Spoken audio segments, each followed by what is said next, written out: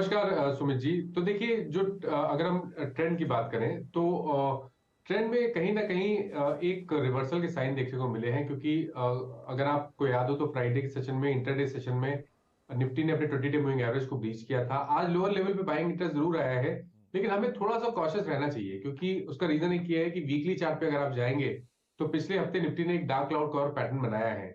और ये dark cloud cover pattern एक स्मार्ट रैली के बाद 16,700 से लेकर 18,800 की रैली के बाद बना है।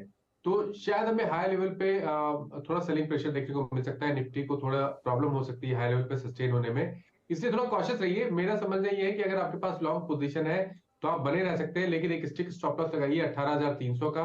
अगर उसके नीचे निफ्टी जाएगा तो आपको निकलना पड़ेगा, और अब ओके, खरीदारी तभी करेंगे जब 18,600 के लेवल्स ब्रेक होंगे। 18,300 के नीचे निकलने की कोशिश और 18,600 के ऊपर आप नई बाइंग इनिशिएट करेंगे। भाई ये टाटा पावर पड़े हुए 500 248 के भाव पे, और मेरा 1 साल का व्यू है। ओके, मानस, इनके पास टाटा पावर के शेयर हैं 500, 248 रुपए पर शेयर का इनकी खरीदारी का दाम है, 30-31 रुपए पर शेयर का लॉस है। क्या करना चाहिए? देखिए, जैसे इन्होंने बोला कि ये लॉन्ग टर्म के लिए इन्होंने पोजीशन बनाई है, तो मेरा समझना है कि बने रहना चाहिए। क्योंकि देखिए, टाटा पावर के अगर आप medium to long term chart देखेंगे तो वहां पर आपको कंसोलिडेशन दिखेगा, कोई मेजर ट्रेंड नहीं दिखता है। तो आपको अपनी अपने पोजीशन में एक स्टॉप लॉस लगाना है 205 का, 204 का स्टॉप लॉस से आप टाटा पावर में बने रहिए। हाई लेवल पे एक रेजिस्टेंस दिखता है 230 रुपए के आसपास।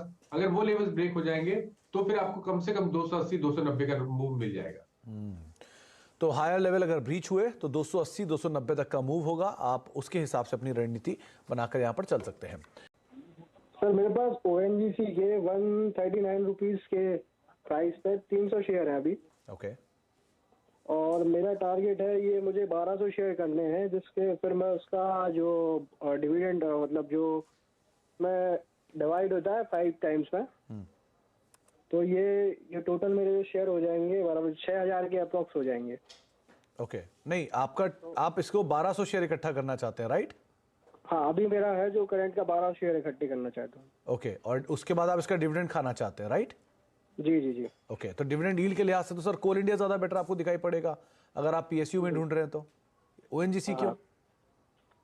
ONGC मैंने अभी लास्ट टाइम जो परचेस किया हुआ है तो उसका जो PE रेशियो है वो भी काफी कम चल रहा है, 3 के अप्रोक्स चल रहा है। सर, आमतौर पे किसी PSU का PE रेशियो कम ही होता है किसी प्राइवेट कंपनी कंपैरिजन में, इसीलिए एक्सप्लोरेशन कंपनी में सबसे कम PE आपको इसका दिखाई पड़ेगा। बहरहाल, हम एक बारी राय भी ले लेते हैं मानस की। मानस, ONGC के 300 शेयर हैं, टारगेट है 1200 शेयर इकट्ठे करने का और फिर उसका डिविडेंड खाने का।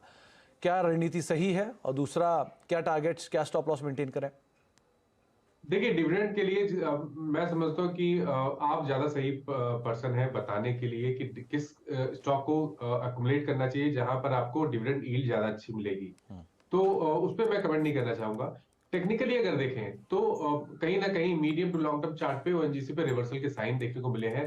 अभी कुछ मंथ पहले स्टॉक ने अपने 200 वीक मूविंग एवरेज पे सपोर्ट लिया था और फिर वहां से हाई टॉप हायर बॉटम बनाना शुरू किया है। तो टेक्निकली पैटर्न स्ट्रांग लगता है। पहला टारगेट अगर हम बात करें तो 161 163 की रेंज में आता है, 161 163 की रेंज में आता है। लेकिन ऐसा हो सकता है कि उसको ब्रीच करके 175 180 की रेंज में स्टॉक जाने की कोशिश करे।